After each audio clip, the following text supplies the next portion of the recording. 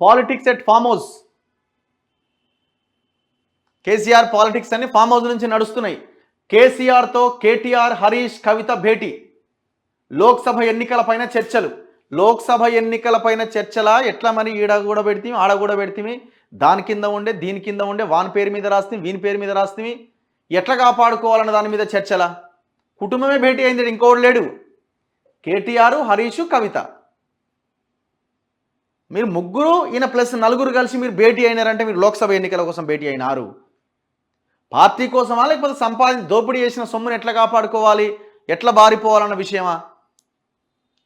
6 వారాల్లో ఏం చేద్దామనే విషయంపైన కసరత్తు, అభ్యర్థుల ఎంపిక, ప్రచార అంశాలపైన డిస్కషన్, ప్రభుత్వ వైఫల్యాలే ప్రచార అస్త్రాలుగా, ప్రచార సమన్వయ బాధ్యతలు షేరింగ్ అట. ఇంకా మీరు తప్పే ఓడాడు ఆ పార్టీలో, అంత ఉత్తసరికే అది. కాకపోతే ఏంటంటే మాట్లాడలేరు కదా బానిసలు. మిగతా వాళ్ళంతా బానిసలుగా ఈ కుటుంబం చుట్టూ తిరుగుతూ ఉంటారు తోక పట్టుకొని.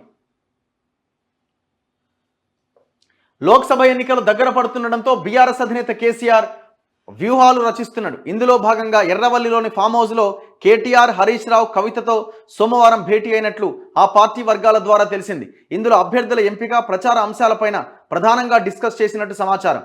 ప్రచార సమన్వయ బాధ్యతలను సైతం షేరింగ్ చేసినట్టుగా తెలిసిందట. మరి మీ ముగ్గురితో పాటు ఇంకోరు ఉండాలి కదా, ఏ కేశవరావో లేకపోతే ఇంకెవరైనా సీనియర్ లీడర్ ఉండాలి కదా, మధుసూదనాచార్యో ఇంకెవరైనా ఉండాలి కదా. ఓన్లీ ఫ్యామిలీని ఎందుకున్నది అంటే ఇది లోక్సభ ఎన్నికల కోసం కానే కాదు. కాళేశ్వరం మీద, భూముల మీద ఏం జరుగుతున్నది, ఏం చేద్దాము, భవిష్యత్ ఏంది, ఎవరి కాళ్ళు పట్టుకుందాము, ఏమైనా చేసే అవకాశం ఉందా, ఈమె కవితది ఏం చేద్దాము, ఇది కూడా డిస్కషన్ ఉంటుంది. మెయిన్ డిస్కషన్ నాకు తెలిసి కవితది ఉంటుంది. ఈమె జైలుకి పోవడానికి రెడీగా ఉన్నదా లేదా, ఆమెను ప్రిపేర్ ఎట్లా చేయాలి, దీంట్లో భాగంగా వీళ్ళ డిస్కషన్ జరిగి ఉంటుంది తప్ప పార్టీ అన్న డిస్కషన్ ఉండనే ఉండదు. నాకు తెలిసి ఒక లీక్ ఇచ్చి ఉంటారు, ఎందుకంటే బయట చర్చ జరుగుతుంది కదా, ఫామ్ హౌస్లో ఏం చేసిరని. సో ఇది ఒక లీక్ అనమాట. లేదు ఎంపీ ఎలక్షన్ల కోసం పెద్ద డిస్కషన్ జరిగింది. ఇగో ఏంది వీళ్ళది ఏముంటుంది ఇంకా డిస్కషన్ చెప్పండి. ఒకవేళ పార్టీ డిస్కషన్ అంటే వీళ్ళతో పాటు మరి మిగతా వాళ్ళు కూడా ఉండాలి కదా, ఉన్నారా?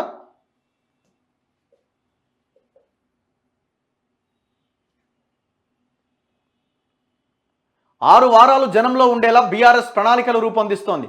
రాష్ట్ర వ్యాప్తంగా విస్తృత పార్టీ కార్యక్రమాలు నిర్వహించాలని, ప్రభుత్వ వైఫల్యాలే ప్రచార అస్త్రాలుగా చేసుకుని ప్రజల్లోకి వెళ్లాలని భావిస్తోంది. పార్టీ అధినేత కేసీఆర్తో ఫామ్ హౌస్లో హరీష్ రావు, కేటీఆర్ భేటీ అయ్యారు. కవిత సైతం ఫామ్ హౌస్లోనే ఉన్నారు.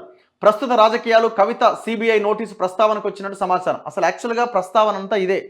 కవిత మీద ఇప్పుడు సిబిఐ నోటీస్ ఇచ్చింది, ఈమె బోన్ అన్నది.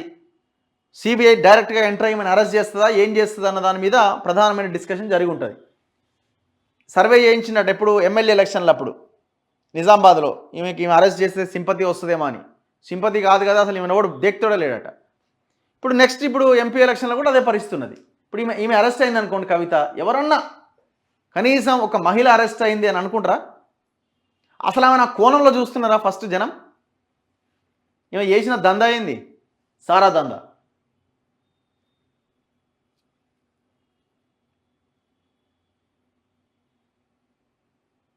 కేసీఆర్తో హరీష్, కేటీఆర్ భేటీ. ఎర్రవల్లి ఫామ్ హౌస్లో సోమవారం పార్టీ అధినేత కేసీఆర్తో మాజీ మంత్రులు హరీష్ రావు, కేటీఆర్ భేటీ అయ్యారు.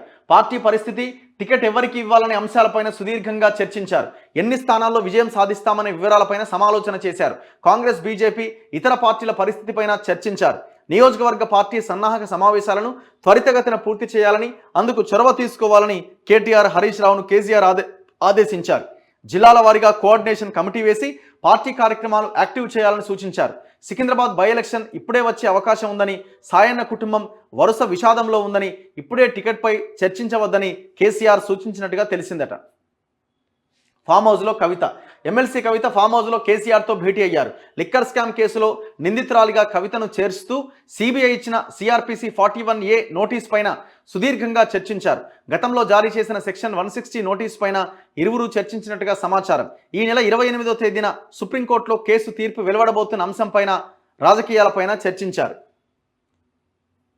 ఇలా చర్చ మొత్తం జైలుకు పోతే ఎట్లా, పోకపోతే ఎట్లా, భూములు, కాళేశ్వరము, కథ, వ్యవహారము, రేవంత్ రెడ్డి, ఈ చర్చలపైనే ఉంటుంది. వీళ్ళు పార్టీ కాపాడుకోవాలన్న పాయింట్ తర్వాత ఫస్ట్ ఫ్యామిలీని కాపాడుకునే పనిలో ఉన్నారు వీళ్ళు.